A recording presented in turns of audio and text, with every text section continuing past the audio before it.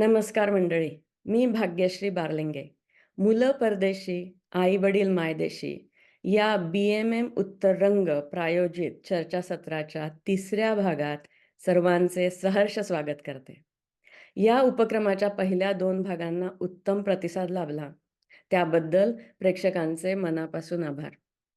प्रथम ऐकूया आजच्या विषयासंबंधी काही माहिती, काही स्टॅटिस्टिक्स अंतरा प्रधान यांच्या आवाजात. जगातील आणि प्रामुख्याने भारतातील ज्येष्ठांचे आणि वृद्धांचे प्रमाण दिवसेंदिवस वाढतेच आहे, हे सर्वश्रुत आहे. मागील 2 शतकात समाजाच्या केंद्रस्थानी असलेली एकत्र कुटुंब पद्धती हळूहळू ऱ्हास पावत गेली आणि आता विभक्त कुटुंब पद्धती रूढ झाली आहे. एकत्र कुटुंबात जबाबदारी घेणारे अनेक हात असल्यामुळे लहान मुले आणि म्हातारी माणसे यांची काळजी घेणे हा कौटुंबिक जीवनाचा एक नैसर्गिक आणि अपेक्षित भाग समजला जाई. पण एकेरी कुटुंबात ही दोन्ही कर्तव्य आउटसोर्स करावी लागली. त्यामुळे पाळणा घरे आणि वृद्धाश्रम ह्यांचा उगम झाला. दुर्बल व खंगत चाललेल्या वृद्धांना समाजाने निवारा द्यावा या कल्पनेचा जन्म ख्रिश्चन स्त्रियांच्या दयाळू धोरणामधून निर्माण झाला आणि नंतर ज्यूइश समाजाने त्याला हातभार लावला असे ढोबळपणे म्हणता येईल. या निवासस्थानांना अमेरिकन समाजाने प्रथम स्वीकारले नाही आणि त्यांना स्कॅन्डलस म्हणजे निंदनीय ठरवले.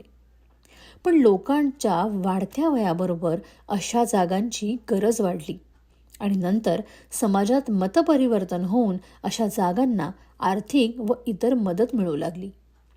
प्रथम धार्मिक, नंतर सरकारी आणि आता खाजगी पण सक्त सरकारी देखरेख असणारे वृद्धाश्रम अमेरिकन समाजाचा एक अविभाज्य हिस्सा झाले आहेत. Care home, skilled nursing facility, long term care facility, assisted living, nursing home, group home हे सर्व वृद्धाश्रमाचे प्रकार होत. या सर्व वृद्ध निवासांना अनेक कडक नियम व कायदे लागू पडतात. महाराष्ट्रातील पहिला वृद्धाश्रम निवारा हा ब्रिटिशांच्या काळात 1863 मध्ये उघडला गेला. शारीरिक आणि भावनिकदृष्ट्या दुर्बल होत जाणाऱ्या ज्येष्ठांची काळजी घेणे हे समाजाची पण जबाबदारी होय, हे तेव्हाही ओळखले गेले होते. पण महाराष्ट्रातही अमेरिकेतील आधीच्या समाजाप्रमाणे वृद्धाश्रमाची कल्पना रुजायला वेळ लागतो आहे. महाराष्ट्रातील वृद्धांची संख्या 1.25 करोड एवढी आहे. म्हणजे महाराष्ट्रातील एकूण लोकसंख्येच्या 11%. हा आकडा सध्याच्या आयुर्मर्यादा लक्षात घेता वाढतच जाणार आहे. महाराष्ट्रात सध्या 691 वृद्धाश्रम आहेत. कुटुंब केवळ एकेरी झालेली नाहीत, तर छोटी सुद्धा झाली आहेत. हे सध्याच्या प्रजनन दरावरून म्हणजेच फर्टिलिटी रेटवरून दिसून येतं. तसेच कुटुंबातील तरुण व्यक्ती परदेशी असण्याचा संभव वाढला आहे. कारण अनिवासी भारतीयांची संख्या 3 करोड इतकी जास्त आहे. तर संकुचित आणि अंतराने विभागले गेलेले कुटुंब असे चित्र असताना आपण दूरस्थ काळजीवाहक म्हणून आपल्या आईवडिलांसाठी, समाजासाठी काय करू शकतो? तसेच आईवडिलांची आर्थिक परिस्थिती आणि त्यांची मालमत्ता ही ते असताना त्यांना उपयोगी पडावी, त्यांच्या मागे या गोष्टींचा योग्य विनियोग व्हावा याची चर्चा करण्यासाठी आजचे हे सत्र आहे. नमस्कार मंडळी, आजच्या चर्चेत आपण आपल्या सर्वांच्या आयुष्यात येणाऱ्या 2 अतिशय नाजूक बाबींविषयी, महत्त्वाच्या निर्णयांविषयी बोलणार आहोत. पहिला निर्णय आहे वृद्धाश्रमात जाण्याचा आणि दुसरा आहे आर्थिक व्यवस्थापनाचा, म्हणजे वृद्धापकाळात करण्याच्या आर्थिक व्यवस्थापनाचा. या दोन्ही विषयांचा आवाका मोठा आहे. So folks please bear with us. वृद्धापकाळात व्यक्ती भावनाप्रधान होतात, शरीराने आणि मनाने देखील सतत आधार शोधतात आणि सर्वात महत्त्वाचे म्हणजे जसे बाकीच्या आयुष्यात पैसे म्हणजे जगायला लागणारा प्राणवायू असतो, तसेच म्हातारपणी सुद्धा त्याचे महत्त्व कमी होत नाही, हे आपण सर्वांनी लक्षात घेतले पाहिजे. वि. शिरवाडकरांच्या नटसम्राट या नाटकात वाक्यावाक्यातून ही अस्वस्थता जाणवते. ऐका तर या नाटकातील आप्पासाहेब बेलवलकर या मुख्य पात्राच्या तोंडी असलेली काही वाक्य, जी आजच्या कार्यक्रमासाठी उचित आहेत. अभिवाचन करताहेत फिनिक्सहून शिल्पा केळकर. सफल आणि समाधानी म्हातारपण म्हणजे गुलबकावलीचं फूल. मला मिळालं आहे ते. दोस्तांनो, खरं सांगू, दुःखाप्रमाणे सुखाचा बोजा देखील म्हाताऱ्या मस्तकाला सहन होत नाही आणि म्हणूनच माझं सुख, माझं सर्वस्व आज मी आज मी वाटून टाकायचं ठरवलं आहे माझ्या 2 कोकरांना. माझं सुख, माझी मालमत्ता, माझा सन्मान. नाही, नाही वकील साहेब, शंका घ्यायचं काहीही कारण नाही. अहो, याच वडाच्या फांद्या आहेत त्या. फार फार सरळ, सालस आणि गोड पाडसे आहेत माझी. मी म्हणतो, यात अक्षराचाही बदल व्हायचा नाही. माझ्या इच्छेप्रमाणे सारं काही व्हायला पाहिजे. हे हे वकील म्हणजे ना सगळे संशयाबादचे रहिवासी. आमचे गडकरी मास्तर त्यांना शंकासूर म्हणायचे ते उगीच नाही. अहो, अहो माझी पोरं म्हणजे मोगऱ्याच्या कळ्या आहेत नुसत्या. आणि मी मी त्यांना वाढवलंही फुलासारखंच. आता केल्या सवरल्याचं बापानं बोलू नये, पण तुम्हाला म्हणून सांगतो, मी रुपयाच्या अंघोळी घातल्या त्यांना. आणि या पोरांनी घराचं गोकुळ केलं. आणि हेच, हेच अप्पासाहेब बेलवलकर दुसऱ्या अंकाच्या शेवटी म्हणताना दिसतात. कोणी घर देता का घर? कोणी घर देता का घर? एका तुफानाला घर देता का घर? एक तुफान भिंती वाचून, छपरा वाचून, माणसाच्या माये वाचून आणि देवाच्या दये वाचून जंगला-जंगलात हिंडत आहे. जिथून कुणी उठवणार नाही अशी अशी जागा धुंडत आहे. कुणी कुणी घर देता का घर? वाह! धन्यवाद शिल्पा. नटसम्राटमध्ये आप्पासाहेब बेलवलकर आणि किंग लिअरमध्ये राजा लिअर आपली सर्व मालमत्ता त्यांच्या अपत्यांना देऊन टाकतात आणि मग त्यांच्यावर काय गुजरतं हे सर्वश्रुत आहे. आपला किंवा आपल्या आई-वडिलांचा किंग लिअर किंवा आप्पासाहेब बेलवलकर होऊ नये म्हणून आज आपण 2 विद्वान आणि अनुभवी व्यक्तींशी बोलणार आहोत. दोघेही पुण्याच्या आहेत. प्रथम ओळख करून देते ॲडव्होकेट निलिमाताईंची. ॲडव्होकेट निलिमाताई Mhaisur is specialised in drafting wills, especially of foreign citizens of USA and UK with OCI cards and having properties in India and other parts in the world. Doctor रोहिणीताई पटवर्धन या शिक्षण आणि वृद्ध कल्याण शास्त्रामध्ये तज्ज्ञ आहेत. पुणे विद्यापीठामधून त्यांनी वृद्धाश्रमाचे व्यवस्थापन या विषयावर PhD पदवी प्राप्त केली आहे. त्यांनी पुण्यात सन वर्ल्ड फॉर सिनियर्स या वृद्ध निवासाची स्थापना केली आहे. ॲडव्होकेट निलिमाताई आणि डॉक्टर रोहिणीताई या दोघींचीही फारच थोडक्यात ओळख झाली. या दोघींचाही बायोडेटा अनेक पानी आहे. त्यांना अनेक मानसन्मान, पारितोषिकं मिळालेली आहेत. पण वेळेअभावी मी केवळ काही शब्दातच परिचय करून देते आहे, याची मला जाणीव आहे आणि खंतसुद्धा आहे. तर मी या दोघींचे मनापासून या कार्यक्रमात स्वागत करते. तर पहिला प्रश्न रोहिणीताईंना विचारायचा आहे, की रोहिणीताई, आई-वडील महाराष्ट्रात आणि मुलं परदेशात हे चित्र फार ओळखीचं झालेलं आहे. गेली अनेक दशकं म्हणजे गेली 30-35 वर्ष तुम्ही वृद्ध कल्याण क्षेत्रामध्ये काम करत आहात. प्रशिक्षण, परिषदा, व्याख्यानं, अभ्यासक्रम, पुस्तके लिहिणे वगैरे वेगवेगळ्या स्पर्धा तुम्ही आयोजित केल्या आहेत. वृद्धाश्रमसुद्धा काढलेला आहे. अशा अनेक पातळ्यांवर तुम्ही काम करता. तर आमचे जे पालक आहेत, NRIचे जे पालक आहेत महाराष्ट्रात, त्यांचं आयुष्य चांगलं जावं यासाठी तुम्ही काय सुचवाल?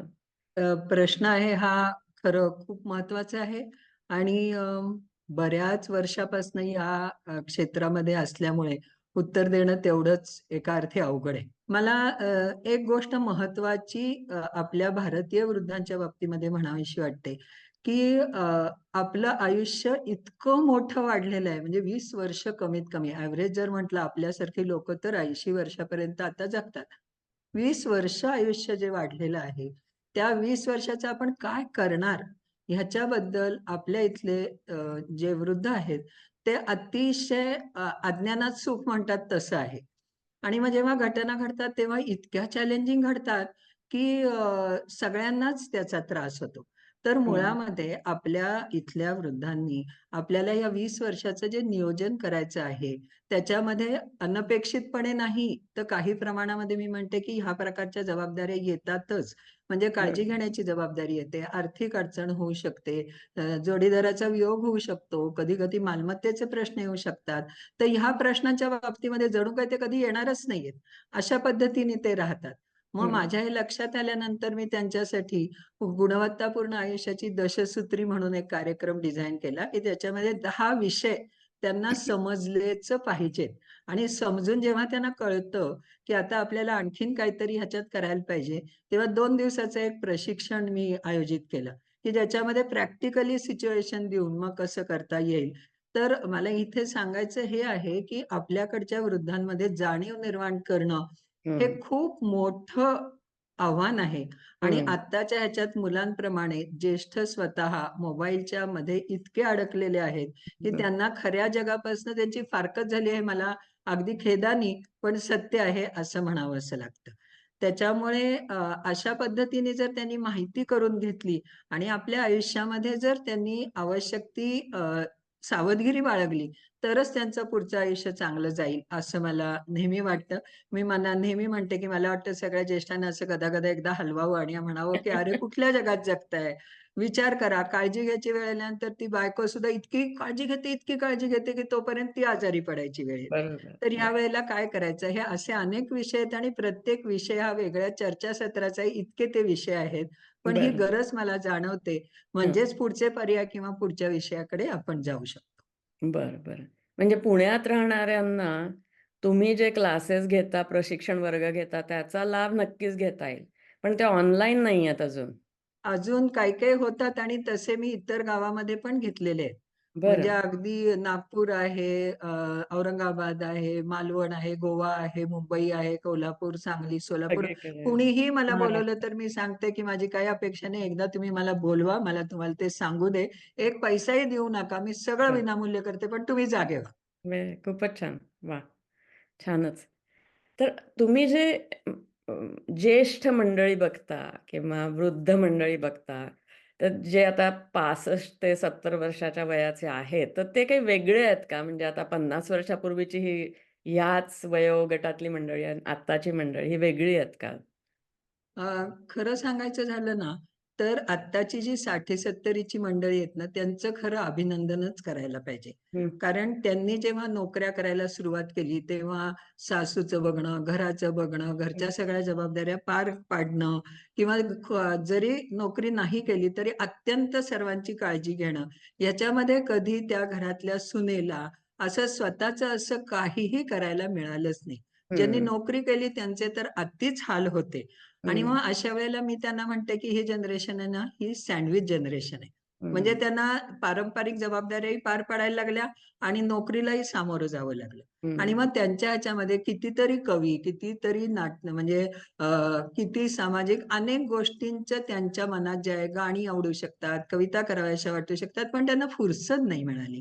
म्हणून मग ही सँडविच जनरेशनला न्याय द्यायलाच पाहिजे असं मला वाटतं. हं, म्हणून मी त्यांच्यासाठी 12 वर्षापूर्वीपासूनच एकांकिका स्पर्धा, काव्यपूर्ती, कल्पनाविस्तार, नाट्यछटा अशा स्पर्धा 3 दिवस ज्येष्ठोत्सव म्हणून घेते. हं, त्याच्यामध्ये 400-400, 450 लोकं भाग घेतात हं, आणि हं. ह्याचं मुख्य कारण असं आहे, की त्या निमित्ताने लोकं एकमेकांना भेटतात, त्यांच्यामध्ये काही भावबंध निर्माण होतात आणि मुळात त्यांना आयुष्यात जे राहिलेलं समाधान आहे, की मला काही करता आलं नाही, हं, ते त्यांना मिळतं. हे बरं. त्यांचं मला पहिलं वैशिष्ट्य वाटतं. हं, हं. दुसरं जरा मी जसं म्हणते, की ज्येष्ठ माझे जरी असले, तरी मी त्यांच्या बाजूची नाही, असं मी त्यांना म्हणते. त्याच्याप्रमाणे ते अतिशय चेंगट आहेत. म्हणजे कालानुसार रुपयाची कमी झालेली किंमत लक्षात न घेता, जेव्हा पैसे खर्च करायची वेळ येते, तेव्हा ते अतिशय कन्झर्व्हेटिव्ह ह्यानी म्हणजे ₹10 ₹50 असं करतात आणि स्वतःसाठी पैसे खर्च करायची त्यांना सवयच नाही. त्यामुळे हं, स्वतःसाठी करायचं म्हटलं ना, की ते मागे पाऊल घेतात. मुलांसाठी सगळं ठेवतात, पण स्वतःसाठी मात्र ठेवत नाहीत. आणि ह्याचा परिणाम काय होतो, की ज्यांना ते करायला पाहिजे, म्हणजे हं. अशा ह्याला ट्रेनिंगला जायला पाहिजे, मनाप्रमाणे जगायला पाहिजे, बरोबर. तर त्या असं ते जगू शकत नाहीत. हं, आणि ह्या सगळ्याचा परिणाम मी का म्हणते, की त्यांनी हे करावं किंवा ह्या पिढीने. कारण इथे जर त्यांचं मानसिक आणि शारीरिक आरोग्य ह्या मार्गाने चांगलं राहिलं, तर हं, पुढे जे प्रश्न निर्माण होतायत ना, काळजी घेण्याचे, वृद्धाश्रमात राहण्याचे, आजारी पडण्याचे, हे सगळे प्रश्नच निर्माण होणार नाहीत. तिसरी महत्वाची गोष्ट अशी आहे त्यांच्या बाबतीतली, की हा बदल इतका झपाट्याने झालेला आहे, की त्यांना नेमकं पटकन कसं ॲडजस्ट व्हायचं ते कळत नाही. हं, आणि आता एकूणच समाजाची एवढी परिस्थिती बदलली आहे, की हं, त्यांना पाहिजे ते लोकं जवळ नाहीयेत आणि हं, दुसरी जोडायची त्यांना आवश्यकता आहे. पण ते कसं जोडायचं ते करत नाहीत. कारण आपलं पोझिशन विसरत नाहीत, पैसे खर्च करत नाहीत. म्हणून मी एक रिअल फ्रेंड्स क्लब नावाची कल्पना डेव्हलप केलेली आहे. कारण हं, मुलं अगदी गावात असली, परदेशात तर राहू दे. तर हं, अडचण आली तर सर्वात कोण येतं? तर शेजारी. हं. पण आपण बरं. शेजाऱ्यांशी संबंध ठेवत नाही. तो काहीतरी माझ्या दुधाची पिशवीलाच नाव ठेवतो, मामक करतो. मी अमुक होतो प्रोफेसर आणि तो शिक्षक आहे किंवा तो काही प्यून होता. तर त्यांनी जर एकत्र येऊन 10-15 लोकांनी एकत्र येऊन जर असं केलं, की गरज पडली तर मी हे काम करीन, ते काम करीन. अशा मी प्रत्यक्षात घटना आणि त्याच्याप्रमाणे मी वागलेली आहे. हं, आमच्या मैत्रिणीचा मृत्यू आता त्याचा मुलगा हे केलेला आहे. तो इथे जेव्हा झाला, तेव्हा आम्ही मैत्रिणींनीच त्यांचाही आमचाही असा गट होता. त्यांनी त्यांची सगळी जबाबदारी लास्ट मिनिटची केअर अगदी शेवटपर्यंत केलं. हे शक्य होतं. तर माझं म्हणणं असं आहे, की रिअल फ्रेंड क्लब ही जी कन्सेप्ट आहे, त्याच्या ट्रेनिंगला पण त्यांनी जॉइन व्हावं. ते हं. ऑनलाईनही देता येऊ शकतं. अशा काही माध्यमांकडनं शिकण्याची त्यांना गरज आहे, असं मला खूप वाटतं. बरं, बरं. म्हणजे मला काय कळतंय तुमच्या बोलण्यातून, की रिटायरमेंट म्हणजे end of the job, not end of life. त्यामुळे त्यांनी नवीन एक आयुष्य जगायला सुरुवात करावी, आपल्या आ हॉबीज जोपासाव्या, नाही का? आणि आणि त्याचा जास्त फायदा कनेक्शन्स करावे. हां, आणि त्याचा फायदा आपल्याबरोबर आपल्या मुलांना होणार आहे हे लक्षात घ्या. त्यांना हां, त्यांची काळजी कमी वाटू शकते. इमर्जन्सीला मदत होऊ शकते. म्हणजे बरोबर. जर तुम्हाला मुलांची काळजी वाटत असेल ना, तर मी म्हणेन तुम्ही पहिल्यांदा ही गोष्ट करा. त्याच्यामुळे हं, मुलांची काळजी कमी होईल. बरोबर. कारण ते काय करू शकतात, एकदम कोणची गोष्ट निर्णय घेणं अवघड आहे आणि येणंही अवघड आहे. अशा बरोबर. वेळेला ही रिअल फ्रेंड क्लब खूप उपयोगी पडतो. अगदी. म्हणजे नुसतं आयुष्य समृद्ध होतं असं नाही, तर सुरक्षाही वाढते एकूण सगळ्या सुरक्षा समाजात वाढते. जगण्याची असंही मला वाटतं जास्त फ्रेंड आणखीन सर्कल. एक गोष्ट आपल्या भारतीय समाजाची फार गंमतशीर आहे. ती म्हणजे व्हॉलंटिअरिंग म्हणजे घरचं खाऊन समाजाचं म्हणजे लष्करच्या भाकरी असं असल्यामुळे बरोबर. आपल्याकडे असलेली जी शक्ती आहे किंवा स्किल आहे, उपलब्धता आहे, गाडीची सोय आहे, ड्रायव्हरची सोय आहे, तर बरोबर. ह्याच्यासाठी ते आपणहून ऑफर करत नाहीत. हां. व्हॉलंटिअरिंगला ज्या पाश्चिमात्य देशामध्ये जो काय म्हणायचं मान आहे. सीरियसनेस आहे हो, सीरियस. आणि त्याचं ट्रेनिंग आहे, त्याचा हां. अनुभव घेतात. तसं आपल्याकडे जवळ-जवळ नाहीये. हं, असलं तरी म्हणजे ते त्यांच्या मनात नसतं असं नाही, पण ते वळणात नाहीये. त्याच्यामुळे ते करू बरोबर. शकत हं, हं. म्हणजे अ, एक सोशल नॉर्म म्हणून हे सुरू केलं हां, हां. पाहिजे. हां, की हे आणि करायला असतं हवं. म्हणजे मी हां, त्यांच्या मनात नसतं असं नाही, पण ते हां, सवय नसल्यामुळे मी कसं म्हणू? हां. माझं तर म्हणणं आहे करारच करायचा, की कोणी अडचणीत आलं तर मी स्वयंपाक करीन, मी घेऊन जाईन, बरोबर. मी वेळ देईन, मी वाचीन, असं एक आपल्यात करार करून टाकायचा. म्हणजे मग व्हॉलंटिअर्स. सगळं सोयीचं होतं आणि बोलवायला मन कुचरत नाही आणि हां, जायचं पण आपण गरज हां. पडली तर त्याला. बरोबर, बरोबर. खूपच छान. हे छानच सांगितलं. सुरुवातीला आपण जे स्टॅटिस्टिक्स ऐकलं, त्याच्यात आपल्याला लक्षात आलं असेल, की वृद्धांच्या संख्येत लक्षणीय वाढ झालेली आहे आणि सध्या हो. भारतात 10 कोटीपेक्षा जास्त ज्येष्ठ व्यक्ती आहेत आणि 2047 पर्यंत हे प्रमाण 15 कोटी एवढं वाढणार आहे. तर या वाढत्या लोकसंख्येचा परिणाम समाजावर म्हणजे मोठं वर्तुळ आणि मग छोटं वर्तुळ म्हणजे आपलं कुटुंब याच्यावर होतो आहे का? तर तुमचं समाज कल्याणशास्त्र याविषयी काय सांगतं आणि आपण काही करायला हवं का याविषयी? तर तुम्ही आता काय खरं सल्ला द्याल? सांगू का, की वृद्धांची वाढती संख्या हं, हा प्रश्न जरी असला, तरी त्याला 2 छान बाजू आहेत. हं, एक बाजू अशी आहे, की ती संख्या आहे आणि आपल्याला हे सुंदर आयुष्य मिळालेलं आहे. त्याच्यामुळे करायला आता आपल्यावर जबाबदाऱ्या नाहीत, आर्थिक स्वास्थ्य आहे आणि त्याच्यामुळे ते करायला एक स्कोप आहे. हं, त्याच्याच बरोबर अ, ज्या काही नव्याने तयार होणाऱ्या क्षेत्रांची जी आवश्यकता आहे, म्हणजे हं, आता सर्जिकल आहे, वृद्धाश्रमासारखे आहेत किंवा नर्सिंग आहे, केअरटेकरची गरज आहे किंवा अशा सगळ्या दृष्टीने विचार केला, तर हे एक प्रकारचं मार्केट पण आहे असंही म्हणायला पाहिजे. बरं. कारण त्याच्यामुळे आता आपण पाहिलं ना, की आणि काय म्हणायचं ट्रॅव्हल एजन्सी तर काय ज्येष्ठांच्या ह्याच्यावरच आता चाललेली आहे. बरं. तुम्ही जर काहीही पाहिलं, चलो निकल पडो, सीनियर स्पेशल, अमुक-तमुक इतक्या जोरात आहे. म्हणजे बरोबर. मग हे जर क्षेत्र एवढं लोकांना उत्पन्न मिळवून देणारं आहे किंवा गरजेचं आहे, तर त्या क्षेत्राकडून ज्येष्ठांच्या गरजांचा अभ्यास करून त्यांनी संधी उपलब्ध करून दिल्या पाहिजेत. हं, हं, दुर्दैवाने असं होतंय, की आता नर्सिंगचं उदाहरण घेतलं किंवा फिजिओथेरपीचं घेतलं. हं. तर जेव्हा मुख्यतः फ्रॅक्चर होतं, त्यावेळेला गरज असते ते फिजिओथेरपीची. बरं. म्हाताऱ्या वयामध्ये त्याला दुखलं, की तो म्हणतो, "ए नको येऊ, आज नको येऊ, उद्या नको येऊ." आणि त्या समोरच्या माणसाला कळत नसतं, की हं, ह्यांच्याशी कसं वागावं, ह्यांच्याशी हं, गोड बोलून कसं करून हं, घ्यावं. हं, हं, परिणामी वर्सन होते सिच्युएशन. हं, हं, हं, त्यासाठी गरज कशाची आहे, तर 2 गोष्टींची. एकतर भारतीय संदर्भात रिसर्च नावाची गोष्ट अस्तित्वात नाही. हं, सगळे आम्ही लोकं काही काम करताना बघतो ती इतर पाश्चिमात्य प्रगत देशातल्या पुस्तकांवरून, संशोधनांवरून बघतो. पण ते सिस्टम म्हणून ते बरोबर आहे. पण हं, आपल्या इथले जे कल्चरचं जे फॅब्रिक आहे, त्या फॅब्रिकमध्ये आपल्या गरजा, आपल्या आवडी किंवा एकूणच की नक्की काय वाटतं, लोकांचं काय तर ते होत नाही. मग हे रिसर्च करायचं असेल तर मुळात शिक्षण पाहिजे. हं, शिक्षण जर म्हणाल तर जेरंटॉलॉजी हा शब्द भल्या-भल्या डॉक्टर, समाज कार्यकर्ते, नर्सिंग, फिजिओ कोणालाही माहीत नाही. अंधार, अंधार, अंधार. हं, हं, हं, त्याच्यामुळे कमीत कमी आत्ता भारतामध्ये आश्चर्य वाटेल फक्त 3 युनिव्हर्सिटीज अशा आहेत, की ज्यांच्याकडे किंचित तरी त्याचे हे आहे म्हणजे कोर्सेस आहेत.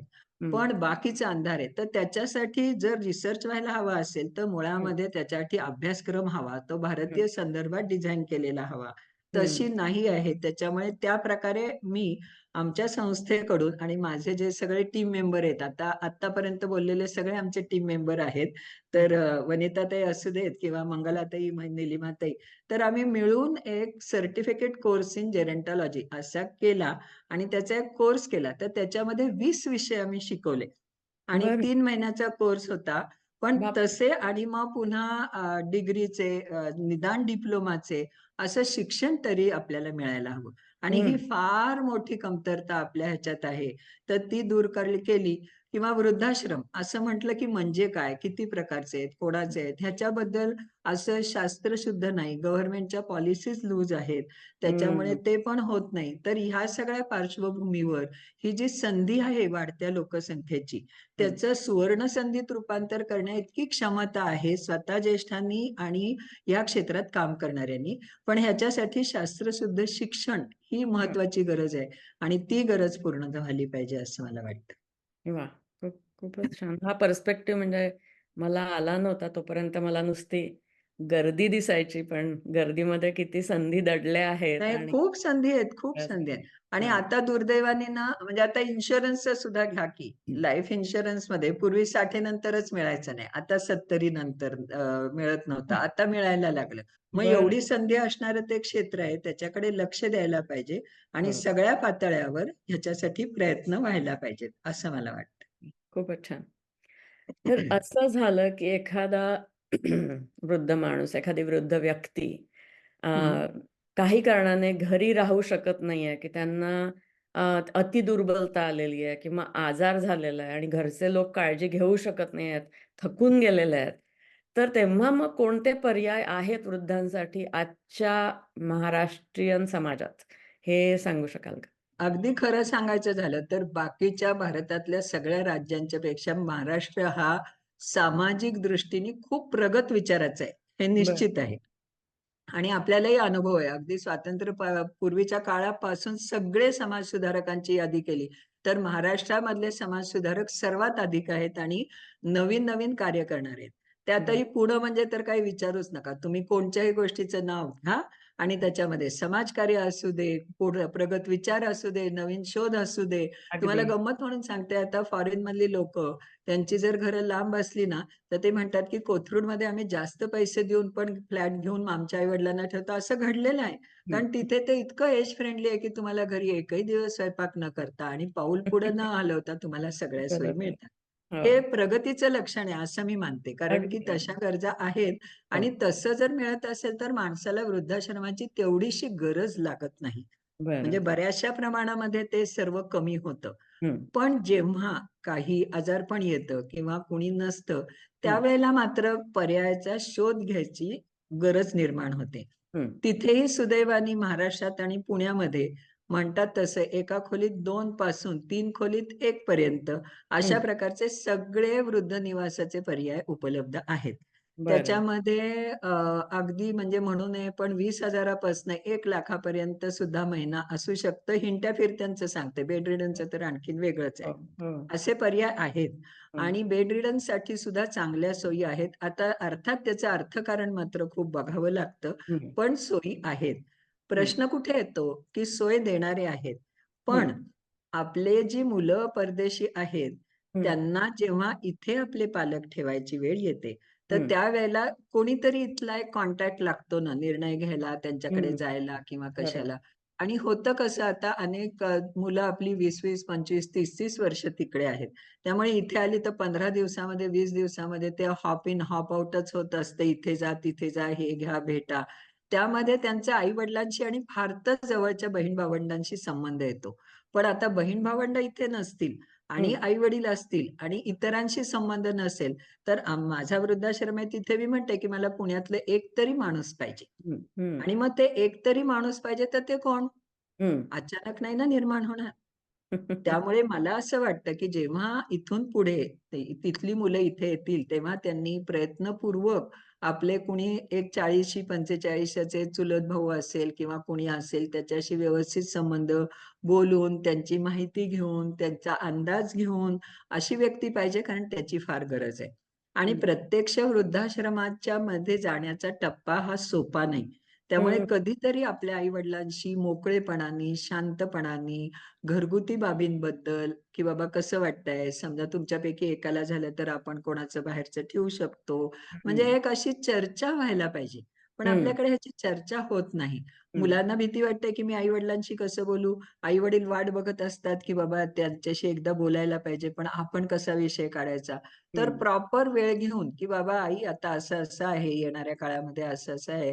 मी आहेच आहे, पण मग असं झालं तर कसं? अशी एक मानसिक आणि त्या दृष्टीने त्यांचं मन समजून घेणं गरजेचं आहे. हं, कारण बरं. मनाविरुद्ध जर तुम्हाला ठेवलं ना, तर खूप त्रास होतो. आम्हालाच त्रास होतो त्या हं, व्यक्तीचा, की हं. त्यांना किती प्रकारे आपण सामावून घेणार.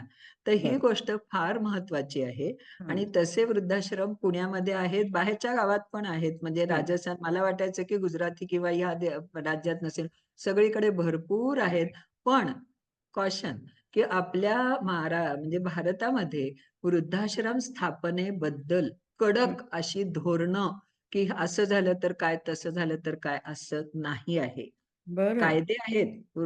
Maintenance end welfare of senior citizen act मग त्याच्यात सुधारणा झालेल्या आहेत. जेव्हा केव्हा एकदा ते येतील, तेव्हा 4-2 वृद्धाश्रम ऑन देअर ओन त्यांनी हं, पाहिले, व्यवस्था पाहिली. आपली आई-वडील तिथे नीट राहू शकतील का, ह्याचा अंदाज घेतला. हे हं, निदान होमवर्क त्यांनी करावं अशी फार माझी इच्छा आहे. आणि हं, मुख्यतः 1 किंवा 2 व्यक्तींचे भारतातले संबंध वाढवणं, टिकवणं, हं. त्यांच्याशी बोलणं, हं, त्यांना न्याय देणं, त्यांना त्याचा सन्मान देणं, त्यांच्यावर जबाबदारी टाकताना स्वतः सावध राहणं, ह्या गोष्टी निश्चित केल्या पाहिजेत. त्यामुळे बरं. वृद्धाश्रम हा पर्याय आहे आणि हं, शिवाय आपल्याकडे ज्याला अगदी पॅलिएटिव्ह नाही म्हणता येणार, पण त्या प्रकारचे पूर्णपणे फक्त बेड रिडन लोकांना ॲडमिट करून घेणारे आहेत. बरं. मानसिक त्रास होणाऱ्या लोकांना ॲडमिट करून घेणारे आहेत. अशा प्रकारे आहेत, सगळ्या हं, लोकांच्या सोयी होऊ शकतात. पण बरं. त्याच्या पलीकडे जाऊन हां. एक वेगळा उपाय आपण म्हणजे एक मार्ग आहे तो लेस ट्रॅव्हल्ड रूट म्हणतात तसा आहे. पण मला वाटतं येणाऱ्या काळामध्ये जर सगळ्यांनी केलं तर होण्यासारखं आहे. ते हं, म्हणजे माझी आई पण आजारी आहे आणि तुझे वडील आजारी आहेत किंवा माझी आई आजारी आहे, तुझी आई आजारी आहे, तुझ्या मित्राची आई आजारी आहे. हं, त्यांची घरं असतात चांगली. तर अशा वेळेला जर तुम्ही एकाच्या घरामध्ये तिघांना ठेवलं, 3 वेगवेगळे हेल्पर ठेवलेत, तर त्यांची काळजी घेण्याची जबाबदारी वाटू शकते आणि त्यांना घरी राहण्याचं समाधान मिळू शकतं. सरोजिनीबाई वैद्यांनी तसा प्रयोग केलेला होता. तो मी स्वतः अनुभवलेला आहे. मी तिथे बरं. गेलेली आहे. हं. त्यामुळे अशा प्रकारे पण हे केव्हा शक्य होईल, जेव्हा तुम्ही तिकडे राहणारे 3 लोकं परस्परात संवाद ठेवाल, इथे राहणाऱ्या नातेवाईकांशी संवाद ठेवाल आणि आई-वडिलांशी मोकळेपणाने बोलून तुम्ही त्यांचं कराल, तेव्हा मग हे शक्य आहे, असं मला वाटतं. खूपच छान. म्हणजे 2 गोष्टी महत्त्वाच्या मला कळल्या, की माझे आई-वडील जर महाराष्ट्रात आहे, तर मी एक व्यक्ती जिच्यावर मी विश्वास ठेवू शकते, आणि अशा आई-वडिलांना पण ती व्यक्ती जवळची वाटू आणि शकते. आई-वडिलांना जवळची अशी कागदोपत्री हवी, जर ते वृद्धाश्रमात जाणार आहेत किंवा बँकेत जाणार आहेत कुठे, हो, हो, तर ती हो. हवी. ती एक महत्त्व आहे. आणि दुसरा एक नवीन कन्सेप्ट कळला, की वृद्धापकाळी एकत्र कुटुंब पद्धती परत सुरू करावी, एक वेगळ्या प्रकारची, की आणि ती गरज गरजा आहे आणि ज्यांच्या छान वाटतं. सांगू का हां, छान वाटतं. म्हणजे तिथे अगदी. गेल्यानंतर ना ती काम करणारी बाई पण इतकी खुश होती, की तिने हो, घरातल्या सुनेसारखं आम्हाला छान केलं. कारण तिला 3च लोकांची काळजी घ्यायची आणि दिवसभर आराम. त्यामुळे किती ते एक चांगलं होऊ शकतं, पण ते अगदी. एकमेकांच्या सहसंबंधांवर खूप अवलंबून बरोबर आहे. तर ते तसे डेव्हलप केले पाहिजे म्हणजे. डेव्हलप केले खूपच. पाहिजेत. फारच छान.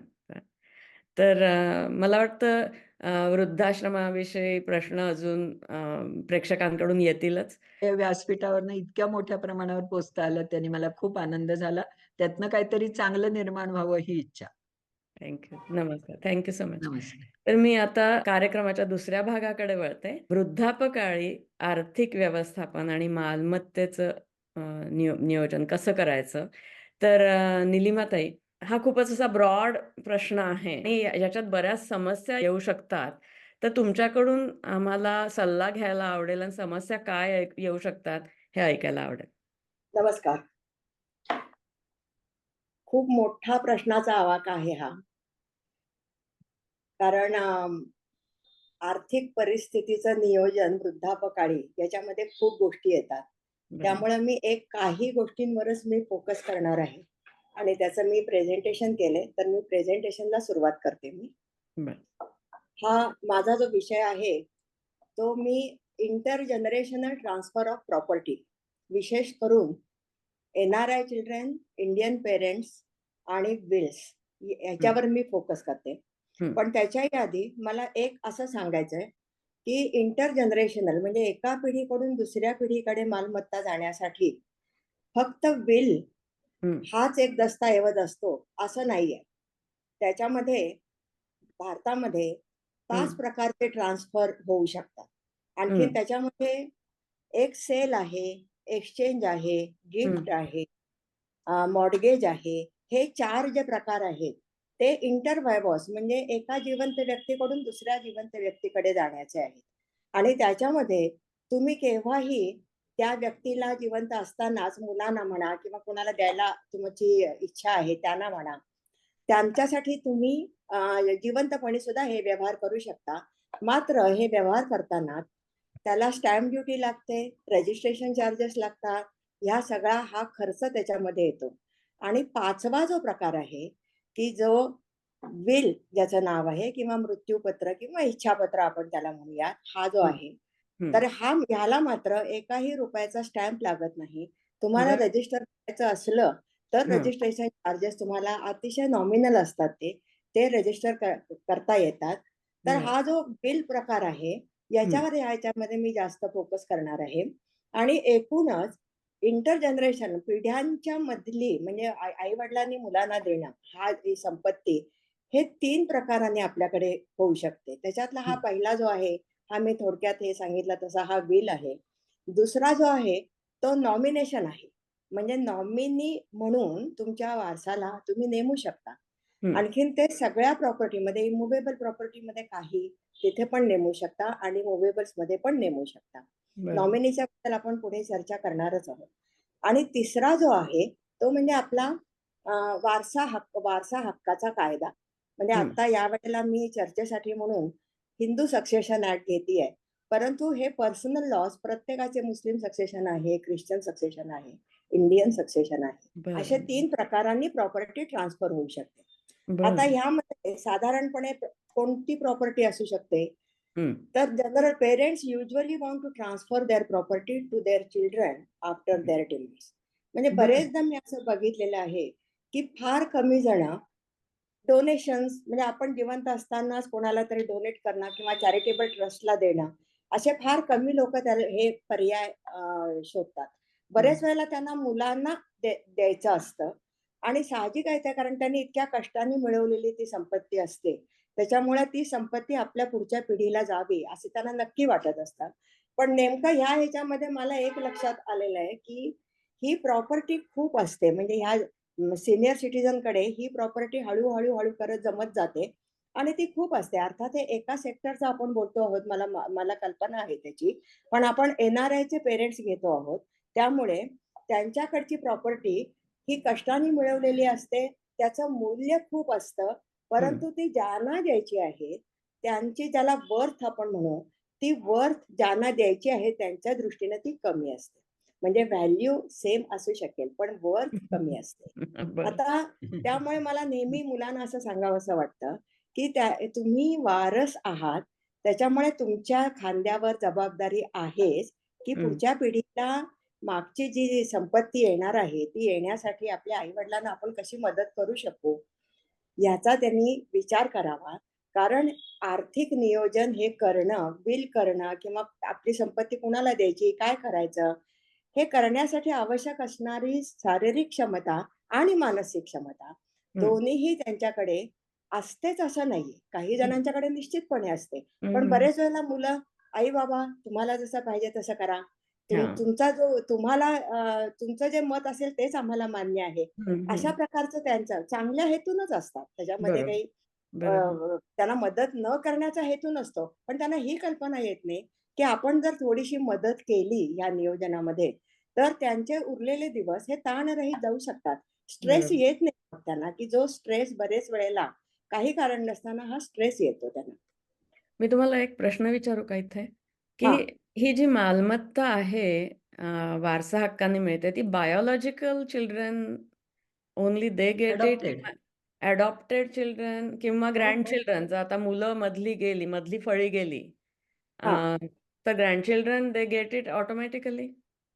हो. ते वारसा मध्ये, हं, वारसा कायद्यामध्ये त्यांनी वारस लिहून ठेवलेले आहेत, की एखाद्या फॅमिलीतला जर पुरुष गेला, तर हं, त्याची बायको आणि त्याची मुलं ही हं. एका पायरीवर उभी राहतात. त्या बरं. मुलांच्या समजा अजून एक मुलगा गेलेला असला, तर त्या हं. मुलांची जी मुलं असतात, त्यांना त्या मुलाच्या हिश्श्यातला समान हक्क त्यांना मिळू शकतो. असे बरं. आपल्या कायद्यामध्ये दिलेले आहेत. हं, परंतु जर तुम्ही विल करणार असाल, तर हं. तुम्ही तुमच्या नातवंडांना, तुमच्या मित्रांना सुद्धा, काही-काही जणी तर काही-काही ठिकाणी सर्व्हंट्सना सुद्धा दिलेले आहेत. म्हणजे बरं. त्यांना ती जगण्यासाठी जे उपयोगी पडलेले आहेत लोकं, त्या हं. सगळ्यांना तुम्ही विलच्या द्वारे तुम्ही देऊ शकता. हां. वारस फक्त तुमची मुलं आणि नातवंड एवढीच असतात. बरं. अच्छा. वारस या शब्दाचा अर्थ वेगळा आणि नॉमिनी या शब्दाचा अर्थ वेगळा.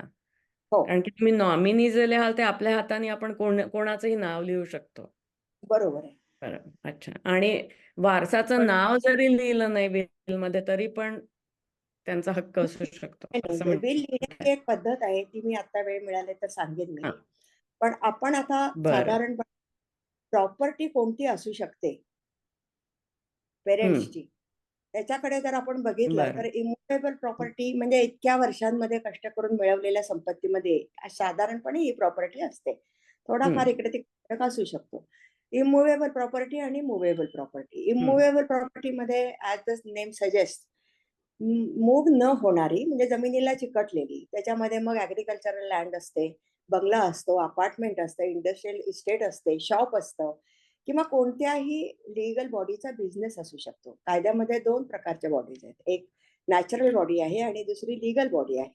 लीगल बॉडी म्हणजे मुद्दामहून कायद्याने तयार केलेल्या ज्या बॉडीज असतात, ट्रस्ट असतो, कंपन्या असतात, पार्टनरशिप फर्म असते. त्यांच्या सुद्धा स्वतःच्या इमूव्हेबल प्रॉपर्टीज आणि इतर अनेक प्रॉपर्टीज असू शकतात. त्यामुळे त्यांचे त्यात तिथले हिस्से वगैरे हे सगळे त्याच्यामध्ये येऊ शकतात. मूव्हेबल प्रॉपर्टीमध्ये पेपर इन्व्हेस्टमेंट ज्याला आपण म्हणतो त्याच्यामध्ये किंवा फायनान्शियल इन्स्टिट्यूशनमध्ये बॉन्ड्स असतील, डिबेंचर्स असतील, शेअर्स असतील, डिपॉझिट्स असतील, बँकांमधल्या एफ-डीज असतील, पॉलिसीज वेगळ्या-वेगळ्या, अशी पेपर डॉक्युमेंट ज्याला आम्ही पेपर इन्व्हेस्टमेंट ज्याला म्हणतो, अशा प्रकारचे अनेक प्रकारचे असू शकतात, की ज्यांचे पेपर्स आपल्याकडे असतात. प्रत्यक्ष हातामध्ये कॅश नसते. त्याच्यामध्ये बँकेमधल्या अकाउंट्समध्ये असलेले पैसे सुद्धा येतात. म्हणजे एफ-डीज तर येतातच. पण तिथे बाकीचे काही जणांचे परवा माझ्याकडे आलं त्या माणसाचे 12 अकाउंट्स होते. म्हणजे कारण बाप नसताना अकाउंट्स असे काढले जातात आणि ते त्याच्यामध्ये असलेले सगळे पैसे ही त्यांची प्रॉपर्टी असू शकते. हं. आता दुसरं येतं म्हणजे ज्वेलरी येते. ज्वेलरी हं. 2 ठिकाणी आपण ठेवतो. एक म्हणजे लॉकरमध्ये ठेवतो, एक दुसरं म्हणजे घरी ठेवतो. तिसरं म्हणजे कार वगैरे सारख्या ज्या गोष्टी असतात त्या. आणि आत्ता तर हल्ली 50,000च्या पुढे म्हणजे काही-काहींची घड्याळे वगैरे सुद्धा लाखा-लाखाच्या वर असतात किंवा इतर अनेक गोष्टी असतात जे खूप एक्सपेन्सिव्ह झालेल्या आहेत आजकाल. म्हणजे बरोबर. माझ्याकडे 5-5 लाखापर्यंतच्या साड्या असणाऱ्या बायकांनी साड्या सुद्धा बिलमध्ये लिहिलेल्या आहेत. बापरे! म्हणजे इथपर्यंत अरे त्यांना कारण बाई! त्याच्यावर म्हणजे लिटरली त्याच्यावर माणकं हिरेच त्यांनी लावलेले असतात. हं, त्याच्यामुळे हं, त्या कुणाला द्यायचं?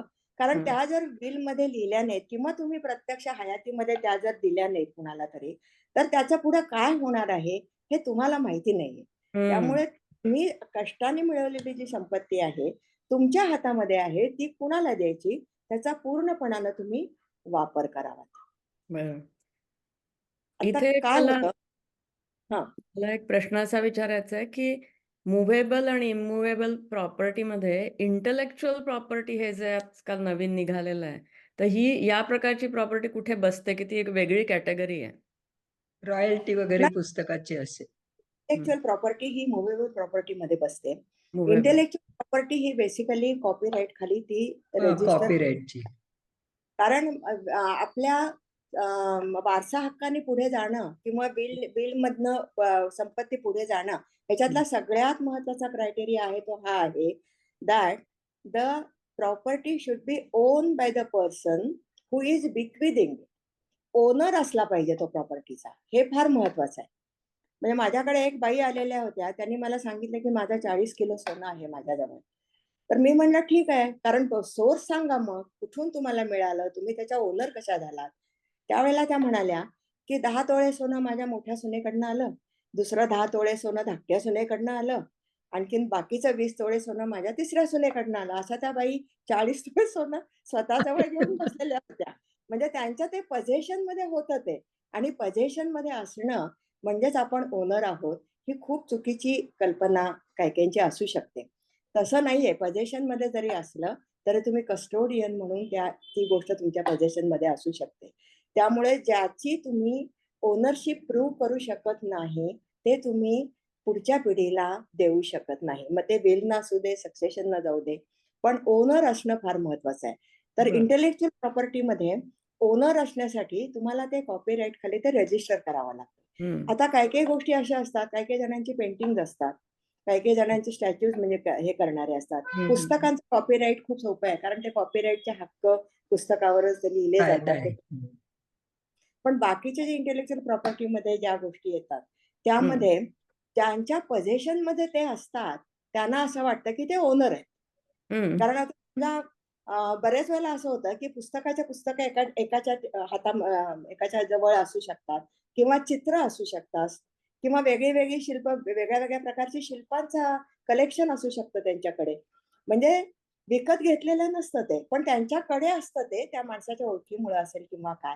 पण म्हणून ते ओनर होत नाहीत.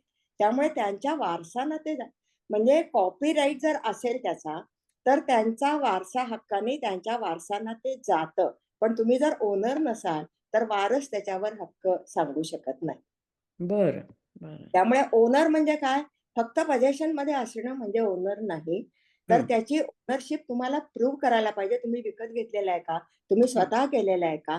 दॅट इज कॉपीराइट किंवा that is establishing the ownership of intellectual property. बरोबर.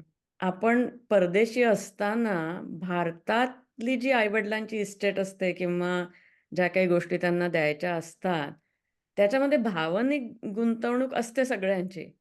पण तिथे जाऊन ते सगळा तो खटाटोप करणं किंवा त्याची किंमत करणं, हे इथपर्यंत पोहोचू नाही शकत आम्ही लोक. तर हा अनुभव तुमचा आहे का, की फक्त अगदी मोजक्या लोकांचा आहे? नाही, नाही. हे बरेच वेळेला असं होतं, की sometimes the children who have settled abroad hmm, may have no interest in gaining these assets. Hmm, Why? एक म्हणजे long drawn Indian bureaucratic processes. म्हणजे हं, या ठिकाणी अ, आधार कार्ड किंवा पॅन कार्ड यांच्यासारख्या गोष्टी या डॉक्युमेंट्सची रिक्वायरमेंट कंपल्सरी आहे आता. दुसरं म्हणजे sometimes it may require back and forth travel to India आणि येस. भारतापासून खूप लांब आहे ते. त्यामुळे इतके थोड्या दिवसासाठी येणं, जाणं ते आणि कशासाठी म्हणजे पर्पज काय? इथपासून मग ते सुरुवात होतं, की हं, मग त्याच्यापेक्षा नको ना मला, हां, असंही वाटायला लागतं. बरोबर. कधी-कधी sometimes it may feel like not worth the trouble. हं, म्हणजे अशा काही गोष्टींमुळे हं, मुलांना ते ही संपत्ती नकोशी वाटते. म्हणजे त्यांचा आदर असतो. त्यांना मदत करायची असते. सगळ्या गोष्टी जरी असल्या, तरी सुद्धा ह्या काही गोष्टींच्यामुळे हं, एकूणच त्या प्रॉपर्टीबद्दल एक इग्नोरन्स म्हणजे एक थोडंसं एक नको बाबा मला अशा प्रकारचं त्यांना वाटायला लागतं. तर हं, ह्याच्यातलं पहिलं आहे, की इंडियन ब्युरोक्रॅटिक प्रोसेसेस. तर आता त्याच्यामध्ये आधार कार्ड आणखीन पॅन कार्ड हे 2 हं, डॉक्युमेंट जर आपण घेतले, हं, तर आधार कार्ड जे आहे, ते खरं म्हणजे नॉन रेसिडेंट इंडियन जे आहेत, ते ज्यावेळेला 181-82 दिवस ज्यावेळेला त्या बाहेर जातात, त्याच वेळेला त्यांचं एन-आर-आय स्टेटस हे निर्माण होतं. आणखीन त्यांना जर ते इंडियन ओरिजिनचे असतील आणि त्यांच्याकडे इंडियन पासपोर्ट असेल, तर त्यांना निश्चितपणे आधार कार्ड इथे काढण्याची परवानगी मिळालेली आहे. तर काही वर्षांपूर्वीच ही अमेंडमेंट आलेली आहे आणि आधार कार्ड मिळण्याची सुविधा पण जास्त चांगली झालेली आहे. आता पूर्वीसारखं हे नाही राहिलेलं. मात्र एक गोष्ट नक्की आहे, की जी फॉरेन सिटिझन झालेली आहे, त्यांना आधार कार्ड काढता येत नाही. कारण त्यांचा पर्मनंट ॲड्रेस जो आहे किंवा त्यांचा ॲड्रेस इंडियन एन-आर-आय लोकांचा इंडियन पासपोर्ट असल्यामुळं त्याच्यावरचा जो पर्मनंट ॲड्रेस असतो तो भारतातला असतो. त्यामुळे त्या आधारावर त्यांना आधार कार्ड काढता येतं. फॉरेन सिटिझन्सना काढता येत नाही. पण आधार काढण्याची गरज केव्हा लागते? तर प्रॉपर्टी ट्रान्सफर करताना म्हणजे आता समजा बिलमुळे आलेली प्रॉपर्टी काही इथे आहे. एखाद्या फ्लॅटमध्ये त्यांचा इंटरेस्ट निर्माण झाला. त्यांना तो नको आहे. त्यांना तो विकायचा आहे. हे ट्रान्झॅक्शन करताना आधार कार्ड आणि पॅन कार्ड लागतो. पण तो जर फॉरेन सिटिझन असेल, तर त्याला आधार कार्ड लागत नाही हा कायदा आहे. त्याला त्याच्या पासपोर्टची कॉपी जरी दिली, तरी तेवढं बास होतं. एन-आर-आय असेल, तर आधार कार्ड लागणार. फॉरेन सिटिझन्सना पॅन कार्ड काढणं ते पण सोपं झालेलं आहे. आणि ते तर ऑनलाईन सुद्धा काढता येतं. आधार कार्ड सुद्धा बऱ्याचशा प्रोसिजर्स ऑनलाईन करता येतात. आणखीन आपल्या मोबाईलवर सुद्धा तात्पुरतं ते आधार कार्ड देतात. नंतर मग पर्मनंट ॲड्रेसवर ते येतं. बरं. त्यामुळे ह्या ज्या रिक्वायरमेंट्स आहेत त्या खूप सोप्या केलेल्या आहेत. पण प्रश्न कुठे येतो, की पहिलं जे डॉक्युमेंट असतं म्हणजे गेलेल्या माणसाचं डी-सी म्हणजे डेथ सर्टिफिकेट. हं, हे जे डॉक्युमेंट असतं, ते मिळायलाच मुळात हं. गेल्यापासून 21 दिवस लागतात. बापरे! खूपच हो. मोठा काळ. हां. हो, 21 दिवसानंतरच ते मिळतं. त्याच्या बापरे! आधी मिळतच नाही. ते म्हणजे जसं आपण लग्नाचं सर्टिफिकेट म्हणजे कोणतंही गव्हर्नमेंटकडनं जे सर्टिफिकेट घ्यायचं असतं, त्यांची हं, त्यांची त्या मुदती आहेत. तर हं, तसं हे डी मिळायला 21 दिवसाच्या नंतरच तुम्ही ॲप्लिकेशन करू शकता. हं, त्याच्या आधी तुम्हाला मिळत नाही. आणि हं. ह्या सगळ्या ट्रान्सफर करताना तुमचा अर्ज, आणखीन डी-सीची कॉपी, असलं तर बिलची कॉपी हे जोडणं फार गरजेचं असतं. आणि बरं. डी-सी जर नसेल, तर हं, तुम्ही काय करणार? त्यामुळे मी नेहमी ज्यावेळेला माझ्याकडे हे मुलं जेव्हा येतात, त्यावेळेला त्यांना सांगते, की "हे बघा, तुमच्या येण्याचं तुम्ही नियोजन करा. म्हणजे हं. आत्ताच आल्यानंतर ताबडतोब सगळ्या गोष्टी होतील असं नाहीये. बरोबर. 21 दिवसानंतर तुम्हाला ते मिळणार आहे. मग ते मिळण्यासाठी तुम्ही पॉवर ऑफ अटर्नी होल्डर नेमू शकता, एखादा एजंट नेमू शकता. त्या ओके. सगळ्या गोष्टी कशाला आपण आपण काय करणार आहोत, त्याच्यासाठी जेवढी शक्य आहे, तेवढ्या पॉवर ऑफ अटर्नी होल्डर नेमा. एजंट्स नेमा आणि ज्या वेळेला गरज आहे, अगदी गरज आहे, सगळ्या गोष्टी एकत्र करून गरज आहे त्याच वेळेला तुम्ही भारतामध्ये या आणि त्या सगळ्या गोष्टी तुम्ही करू शकता. लगेच ताबडतोब इमिडिएटली गोष्टी करायला पाहिजेत असं पण काही नसतं. जाऊ बरोबर. दे ना थोडे दिवस, काय घाई आहे? हळू जरा वेळ लागेल त्याप्रमाणे आणि त्याच वेळेला इथं येऊन हे डॉक्युमेंट घे, ते डॉक्युमेंट घे, असं करण्याची पण गरज नाही. तिथे बसून सुद्धा तुम्ही करू शकता. पुष्कळशा ऑनलाईन आता इन्फॉर्मेशन आपल्याला सरकारी दस्तऐवजांची मिळू शकते आहे. बरोबर. त्यामुळं की त्याचं कारण जे तू म्हणालीस, की बाबा का असं वाटतं? तर त्याचं कारण हां. हे आहे, आणखीन त्याचं उत्तर मी आता हे दिलं, की बऱ्याचशी सोपं झालेलं आहे. थोडंसं टाईमचं नियोजन केलं, तर हां. गोष्टी कंपॅरेटिव्हली सोप्या होतात. शेवटी बरोबर. भावनिक गुंतवणूक वगैरे ते त्याच्यावर मी काही असतंच बोलू ते. हां. हां. मला एकूण काय वाटतं म्हणजे असं म्हणतात, की "where there is a will, there are relatives." तर त्यामुळे हे वारसा हक्क आणि मृत्यूपत्र वगैरे या फार गुंतागुंतीच्या गोष्टी आहेत. तर ती गुंतागुंत न होता ते साधं सोपं सरळ राहावं सगळं याच्यासाठी काय करावं पहिल्यापासून? आता काय आहे, एकदा तुम्ही बारस झालात ना, की हं, तुम्हाला ती संपत्ती मिळणारच आहे. हं, ते तुमच्या शोल्डरवर ते मग तुम्ही त्याला ओझं म्हणा किंवा आनंद म्हणा, जे काय असेल, ते तुम्हाला येणारच आहे तुमच्या पेरेंट्सच्या डिमाईज नंतर. हं. कारण आपल्याकडे अजूनही अनेक देशांमध्ये वारसा हक्क रिलीज करण्याचं एक डॉक्युमेंट करता येतं. पण बरं. आपल्या भारतामध्ये तशी अजून सोय नाहीये. Currently there are no provisions in Indian law hmm, which allow successor to hmm, waive her responsibility as a successor. Hmm, आणखीन समजा मुलांना ॲसेट्स नको आहेत किंवा पेरेंट्सनी विल केलं नाही, तर काय अप्लाय होतं? तर Hindu succession act applies to the property. Hmm, म्हणजे कोणी काही जरी केलं नाही, तरी ते वारसा हक्क आहेच. म्हणजे ती प्रॉपर्टी वारसा हक्काप्रमाणे ती जाणारच आहे. म्हणजे एका फ्लॅटमध्ये तिघा जणांचे हक्क निर्माण होणं, हे हं, वारसा हक्कानं होणारच आहे. किंवा तुमच्या 3 प्रॉपर्टीज असतील, तर तिन्ही ठिकाणी तिघा सगळ्यांचे हक्क निर्माण होणं. मग हं, त्यापेक्षा तुम्ही जर आत्ताच विचार केलात, आणखीन कोणाला काय द्यायचं आहे, तुम्हाला काय पाहिजे, कसं सोयीचं जाईल ते, हा जर विचार आत्ता केलात, तर ही किचकट प्रो प्रो कारण काय होतं, आई-वडिलांना असं वाटतं, की अ, काय करतील ते करतील मुलं पुढं. आत्ता नाही ना हं. आपल्याला जमत आहे करायला, मग जाऊ द्या बरोबर. आपण शांत बसूयात. पुढं काय करतील ते करतील. असं त्यांना वाटतं. मुलांना वाटतं, की तुमची प्रॉपर्टी आहे, तुम्ही निर्णय घ्या. म्हणजे इतका मोठी जी धनराशी असते, ती बिचारी आपली वाट बघत असते, की मला कोणी नीटपणाने इकडे-तिकडे जाऊ देईल का? असं ते चाललेलं असतं. तर ह्याचं सोल्युशन काय? तर माझ्या मते ते एकतर talk and discuss openly and objectively.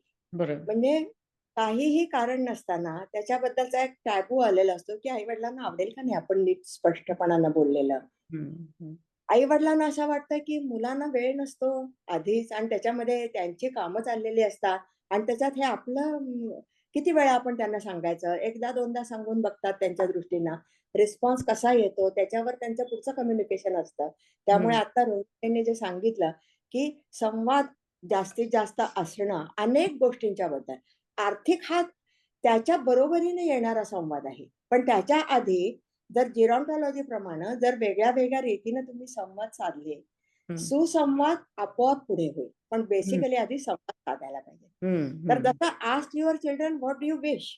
हं, की तुम्हाला कसं आवडेल, काय आवडेल? सरळपणानं जर त्यांच्याशी चर्चा केली, हं, अवघड आहे, हे मला खूप माहिती आहे. हं, पण तरीसुद्धा ह्याच्याशिवाय दुसरा उपाय नाहीये हे पण मला माहिती आहे. हं, आणि ask your parents what do you wish? हे हं, जर 2 महत्त्वाचे एकत्र जर बसून जर ही चर्चा केली ऑब्जेक्टिव्हली, की बाबा ती प्रॉपर्टी आहे आणि त्या प्रॉपर्टीचं नियोजन आपण कसं करू शकतो. ते जर एकदा झालं, तर मग मी जे मगाशी 5 प्रकारचे जे ट्रान्सफर सांगितले, त्याच्यापैकी कोणत्याही ट्रान्सफरनी करायला आई-वडीलही तयार असतात. मुलांनी पण तयार असायला पाहिजे. म्हणजे बराचसा प्रॉब्लेम ह्याच्यामध्ये सॉल्व्ह होऊ शकतो. एकूण जर बघायला गेलं, की what happens to your assets after your death. आता त्याच्यामध्ये आत्ता आपण विलच्या बद्दलचं बरचसं डिस्कशन केलं. आता नॉमिनी नेमणं. नॉमिनी नेमणं हे आजकाल खूप कॉमन झालेलं आहे. काही वर्षापूर्वी कंपनी लॉमध्ये अमेंडमेंट करून त्यांनी शेअर सर्टिफिकेटवर नॉमिनी म्हणून जो नेमलेला असेल, तोच ओनर होईल अशा अर्थाच्या कायद्यामध्येच अमेंडमेंट केलेली आहे. आता नॉमिनी हा कस्टोडियन आहे, हा कन्सेप्ट अजूनही आहे. पण फायनान्शियल इन्स्टिट्यूशन ज्या आहेत, त्यांनी त्यांची जबाबदारी ते म्हणतात, की आमच्यावर जबाबदारी ठेवू नका. तुमचे सक्सेसर कोण आहेत, काय आहेत, हे आम्ही बघायचं करू. तुम्हाला जर काही प्रॉब्लेम असला, तर तुम्ही कोर्टात जा आणि कोण-कोण सक्सेसर आहेत त्याची तुम्ही शहानिशा करा. As far as we R concerned आम्हाला जो नॉमिनी तुम्ही नेमलेला आहे त्याला आम्ही देणार. नॉमिनी जर तुम्ही नेमलेला नसला, जर विल केलेलं असलं त्याप्रमाणे देणार. विल नाही, नॉमिनी पण नाही, तर मग सक्सेशन ॲक्ट प्रमाणे मग सक्सेशन सर्टिफिकेट आणा. तुमचे वारसदार कोण आहेत ते आम्हाला सांगा, त्याप्रमाणे आम्ही जाऊ. बँकेमध्ये एफ-डी मध्ये सुद्धा नॉमिनी नेमला जातो. आता वास्तविक पाहता एन-आर-आय लोक जे आहेत त्यांना सेव्हिंग अकाउंट मध्ये जॉईंट होल्डर होताच येत नाही.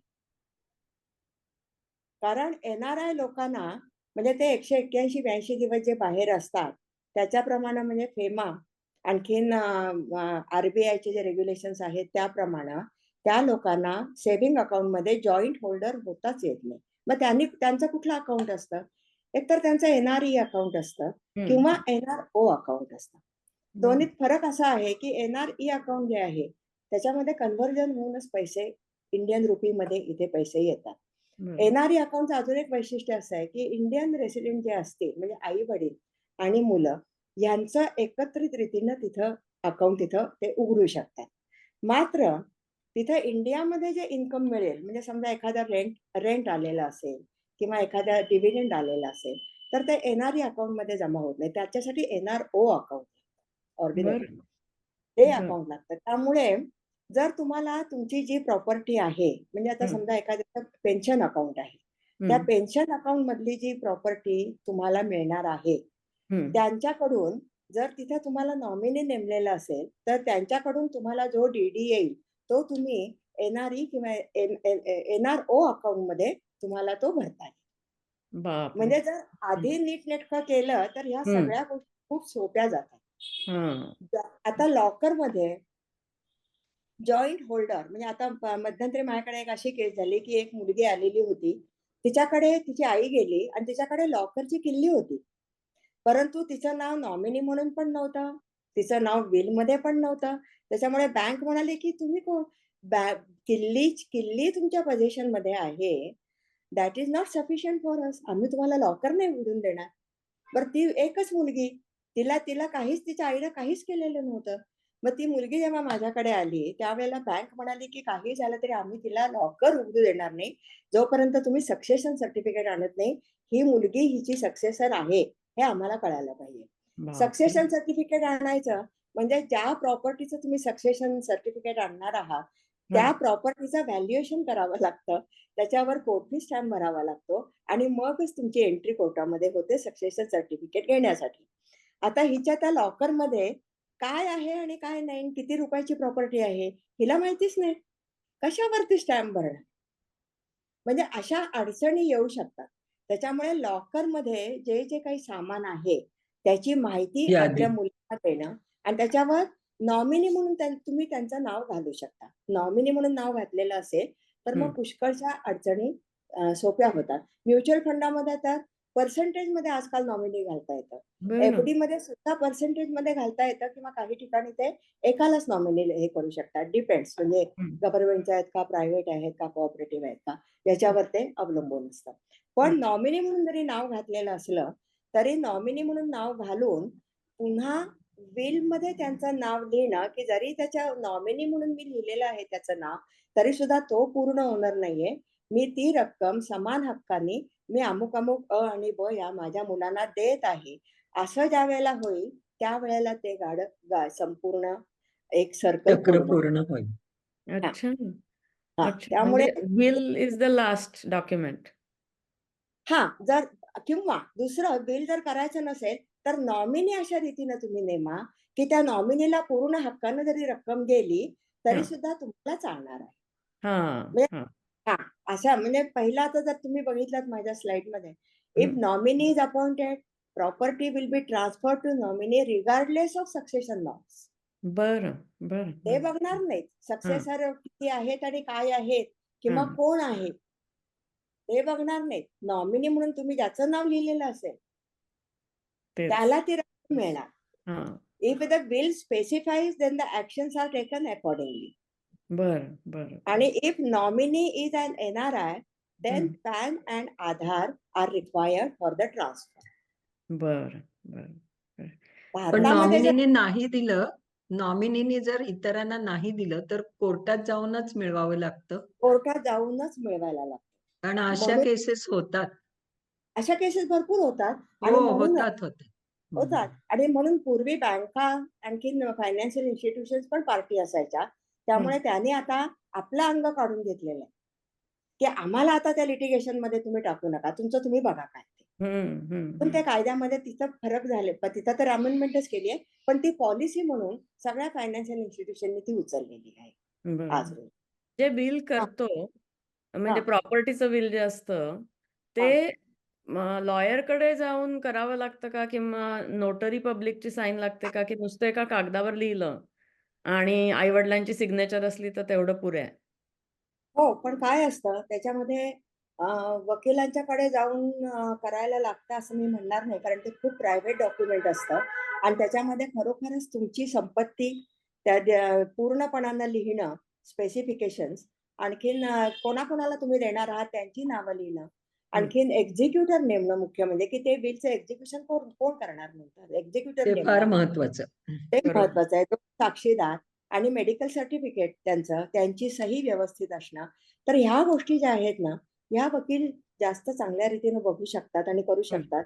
हं, त्यामुळे ते वकिलांच्याकडे जातात. अदरवाईज वकील त्यांना डॉक्युमेंट कसं करायचं याचा गाईडन्स देऊ शकतो. पण तुमची प्रॉपर्टी कुणाला द्यायची आहे, हं. त्याच्यामध्ये वकिलांचा काही ते फार तर थोडीफार डिस्कशन करायला मदत करू शकतात. पण अदरवाईज तो प्रत्येकाचा स्वतःचा निर्णय असतो तो. अच्छा. बरं. आणि रजिस्टर करायचं जे आहे, ते आजकाल बरेच वेळेला रजिस्टर केलं जातं. कारण आपलं रजिस्टर जर डॉक्युमेंट असेल, तर पुढं ट्रान्झॅक्शन करायसाठी म्हणून ते सोपं पडतं. कारण आजकाल कॉम्प्युटराइज केलेलं असल्यामुळं हं. कोणत्या कोणत्या कशामुळे आम्ही हे ट्रान्सफर करतो आहोत, तर ते बिलमुळे. मग बिल डेटेड रजिस्टर असे ते लगेच पुढे रकाने येत राहतात. त्याच्यामुळे त्यांना ते करणं ते सोपं पडतं आणि सोयीचं. म्हणून वेळेला रजिस्टरच करतात लोकं. बरं. पेरेंट्सनी काय करायला पाहिजे? हं. तर मुख्य म्हणजे त्यांची जी मूव्हेबल प्रॉपर्टीमध्ये नॉमिनी नेमणं, या सगळ्या गोष्टी आपण बघितल्या किंवा जॉइंट लॉकरमध्ये मी जे सांगितलं, लॉकरमध्ये जॉइंट होल्डर म्हणून त्यांना नेमता येते का ते बघायचं. नाही तर नॉमिनी तर निश्चितपणे नेमता येतं त्याच्यामध्ये आणि विलमध्ये त्याचा उल्लेख करता येतो. परंतु पेरेंट्सनी अजून त्यांची जी इमूव्हेबल प्रॉपर्टी आहे त्याच्यामध्ये त्यांचं स्वतःचं जे घर असतं, त्या घरामध्ये इमूव्हेबल प्रॉपर्टीमध्ये जर एन-आर-आय किंवा फॉरेन सिटिझनचा जर इंटरेस्ट निर्माण झाला, तर त्यांना ते जास्त अवघड जातं आणि म्हणून ते सगळं त्यांना नको वाटतं. ज्यांना हवं असतं, त्यांनी हवं म्हणून सांगावं फार सोपं जाईल. पण ज्यांना नको असतं, त्यांना सुद्धा ते कंपल्सरी असल्यासारखं होऊ नये, त्याचा विचार करून त्यांनी पेरेंट्सनी हा विचार करावा, की आपण आपल्या घरामध्येच राहायचंय का आत्ता? आपलं घर म्हणजे the house which is owned by me. ते कुठलंही असेल, बंगला असेल, अपार्टमेंट असेल, फ्लॅट असेल, कुठलंही असेल. का आपल्याला एक थोडंसं वाइंड अप करण्याच्या दृष्टीनं हे घर विकून रेंटेड प्रॉपर्टीमध्ये आपण राहायचं का? कारण रेंट म्हणजे एकदा ते रेंट संपलं, ते वर्ष संपलं, की काही हक्क राहत नाहीत मग त्याचे, की जे पुढच्या पिढीला ट्रान्सफर करायलाच पाहिजेत, असे कुठलेच हक्क राहत नाहीत. किंवा एल्डरली होममध्ये जायचंय का? एल्डरली होमच्या मध्ये आता रोहिणी त्यांनी सांगितलेले बरेचसे ते सगळे पर्याय याच्यामध्ये आहेत. पण मी आता एक कम्युनिटी लिव्हिंग असं आपल्याला जायचं आहे का? का तुमचे मुलं तुम्हाला बोलवत आहेत, तर त्यांच्याकडे तुम्हाला जाऊन राहायचंय. हे 4 ऑप्शन त्यांच्याकडे असतात. ह्या 4 ऑप्शनपैकी त्यांना निर्णय घेण्याची जी वेळ आहे, ती जसं हे विल करण्याला फिजिकली आणि मेंटली तुम्ही साउंड माइंडेड पाहिजे. त्या साउंड माइंडमध्ये ह्याचा निर्णय जर घेतला, तर त्यांची पुढची वर्ष खूप ताणरहित जातात बेसिकली, स्ट्रेस फ्री जातात. कारण कोणा दोघांच्यापैकी एक जण कुणीतरी उरलंय, मग त्याच्यावर खूप जबाबदारी पण येते ती. निर्णय करणं पण अवघड होतं. शारीरिक आणि मानसिक अक्षमता वाढतच गेलेली असते. त्यामुळे हे निर्णय योग्य रीतीने जर आधीच घेतले आणि ते कधीच बदलायचे नाहीत. असे जर घेतले, तर ते मुलांनाही सोपं जातं. आणखीन पेरेंट्सनाही ते सोपं जातं, की ह्यांची राहण्याची काय व्यवस्था असणार आहे. त्या दृष्टीनं ते मदतही करू शकतात. तर हा पेरेंट्सनी हा एक विचार करावा. आणि शेवटी वाइंड अप करताना मी असं म्हणेन, की लिव्ह लाईफ शक्यतो नियोजन केलं, की लिव्हिंग लाईट आपोआप येतं. हं. असं नाही, की प्रॉपर्टी कमी असली म्हणजे लिव्हिंग लाईट होतं असं नाहीये. प्रॉपर्टी कितीही असू दे. हं. त्याचं नियोजन जर व्यवस्थित केलं, तर हं. आपोआपच स्ट्रेस फ्री जगता येतं सगळ्यांनाच म्हणजे दोन्ही पिढ्यांना. हं. List down all your assets, every little bit of it. Update the list from time to time and let your children know about it. म्हणजे हं. ह्याच्यामध्ये मी बिलचा उल्लेख केलेला नाहीये. बिल तुम्ही करून ठेवलेलंच आहे. पण त्याच्यातून आता एक घर विकलंय किंवा मी दागिना विकलाय. जे काही तुम्हाला असं वाटत असेल, काहीतरी चेंजेस झालेत. बिल लगेच बदलायची गरज नाहीये. पण तुम्ही तुमच्या मुलांना ते सांगू शकता. मुलांना माहिती असलं ना, की आई-वडिलांना एक पुष्कळ कॉन्फिडन्स येतो. हं. त्यामुळे मुलांनी पण तो कॉन्फिडन्स लक्षात घेऊन, की नाही हे महत्वाचं ते सांगतायत काहीतरी, अशा रीतीने त्यांच्याकडे ते बघायला हवं. आणि शेवटची तुम्ही जे सांगितलं, की think of planning a living will for the convenience of your children, doctors and to maintain dignity of your last days. Hmm. कारण आत्ता म्हणजे आत्ता जानेवारी 2023 मध्ये सुप्रीम कोर्टाने हा एक डिग्निटी मरताना सुद्धा डेथ विथ सन्मानाने डिग्निटी. हां, हे त्यांनी मान्य केलेलं आहे आणि 2018 सालीच केलंय, पण नंतर त्याची स्कीम वगैरे करून त्यांनी ते आणि जोपर्यंत कायदा होत नाहीये, तोपर्यंत सुप्रीम कोर्टाचा निर्णय हाच हं. कायदा हा समजला जातो. त्यामुळे हं. लिव्हिंग विल केल्याने म्हणजे त्यामुळे त्यावेळचा जो सगळा ट्रॉमा असतो, मुलांच्याही दृष्टीनं त्यांना बरं पडतं, की नाही ही आई-वडिलांची विश आहे आणि म्हणून आपण त्यांचे जे काय विथड्रॉ करतो आहोत मेडिकल सपोर्ट्स ते त्यांच्या विशप्रमाणे करतो आहोत. डॉक्टरांना पण समाधान असतं, की आपण इल्लीगली काही करत नाहीये आणि त्यांनी सांगितलेलं आहे म्हणून करतो आहोत. त्यामुळे सन्मानानं जगण्याचा जसा हक्क आपल्याला कॉन्स्टिट्यूशनने दिलेला आहे, तसं सन्मानानं मरण्याचा जो हक्क दिलेला आहे, तो जरूर वापरावा असं मला वाटतं. आणि हं. आता मगाशी तू जो प्रश्न विचारला होतास, की अमेरिकन सिटिझन जे आहेत, की जे हं. बरेचसे भारतामध्ये राहतायत, त्यांनी तिथं केलेलं बिल इथे चालेल का? लिव्हिंग बिल तिथं करतात ते. हं. तर ते तसं चालणार नाही. कारण लिव्हिंग विल हे इथे नोटराइज करावं लागतं आणि हं. नोटराइज करून ते कॉर्पोरेशनमध्ये कस्टोडियन जो आहे, म्हणजे आता कस्टोडियन सुद्धा आम्ही प्रयत्न करून मागच्या आठवड्यामध्ये कस्टोडियन नेमले गेलेले आहेत. आलंय आता आम्ही या त्याचं. मध्ये मागे लागणार आहोत, की कस्टोडियन नेमलेत म्हणजे नुसतं आहे हं. का पूर्ण सिस्टम पाहिजे ना त्याची. ती हळू तो आता रांगतोय कायदा, हळू ते होईल. पण आपलं काम आहे, की ते लिव्हिंग विल करून नोटराइज करून कस्टोडियन नेमला गेलेला आहे त्याच्यापर्यंत तरी ते जायला पाहिजे. Make thank you. Your will today. Thank you. आशा आहे, की या चर्चेतून तुमच्यापैकी काही जणांना तरी काही महत्त्वाचे मुद्दे किंवा मदतीच्या टिप्स मिळाल्या असतील. या कार्यक्रमाविषयी तुमचे विचार, सूचना, प्रश्न महत्त्वाचे आहेत. ते ईमेलने कळवल्यास ही चर्चा भरीव होण्यास मदत होईल. माझा ईमेल ॲड्रेस आहे bcbarlinge@gmail.com आणि BMMचा ईमेल ॲड्रेस आहे uttarrang@bmmonline.org. फिनिक्सच्या शिल्पा केळकर आणि अंतरा प्रधान यांच्या कलात्मक सहभागाबद्दल ॲडव्होकेट निलिमाताई आणि डॉक्टर रोहिणीताई यांनी केलेल्या मार्गदर्शनाबद्दल BMM उत्तर रंगच्या प्रमुख मंजुषा नाईक यांच्यामुळे हा कार्यक्रम शक्य होऊ शकला त्याबद्दल या सगळ्यांचे मनापासून आभार. आपण आज रविवारची सकाळ आमच्याबरोबर घालवली त्याबद्दल धन्यवाद. परत भेटूया मुलं परदेशीच्या पुढच्या सत्रात. नमस्कार.